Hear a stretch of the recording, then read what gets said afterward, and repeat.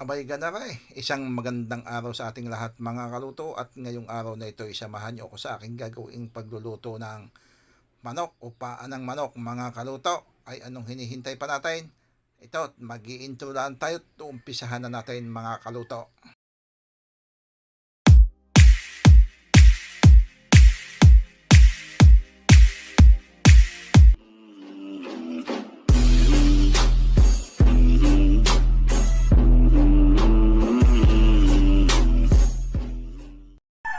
Bay ano ka brother yung niluluto mong yan?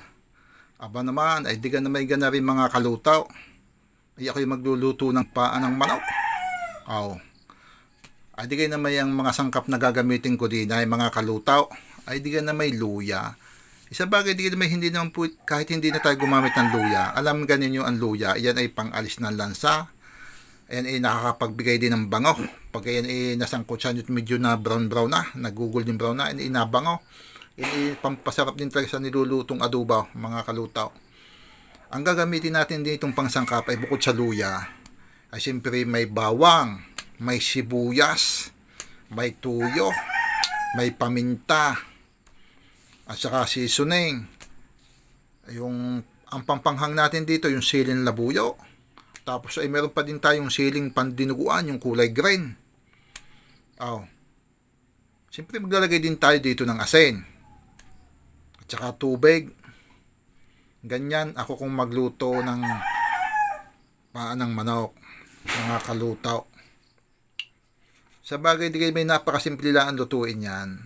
Ay kapag inilagay ng tuyo at suka ay di kayo okay na. Abay nga pala mga kaluto, ako nga pala magdadagdag nga pala din ng suka nga pala.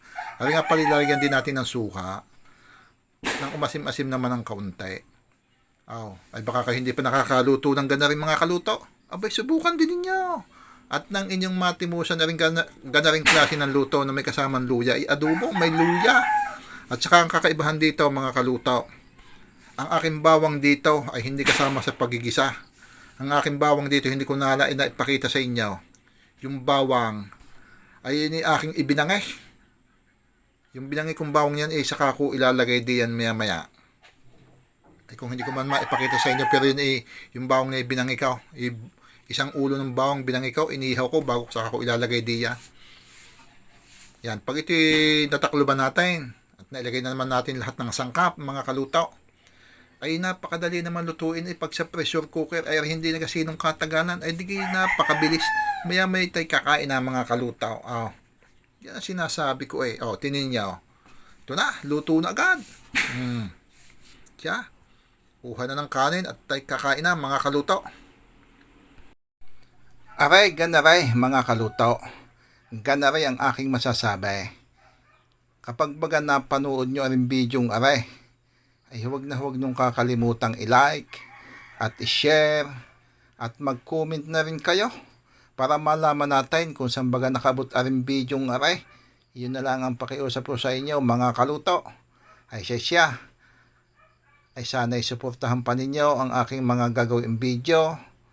At maraming salamat at hanggang sa muli mga kaluto.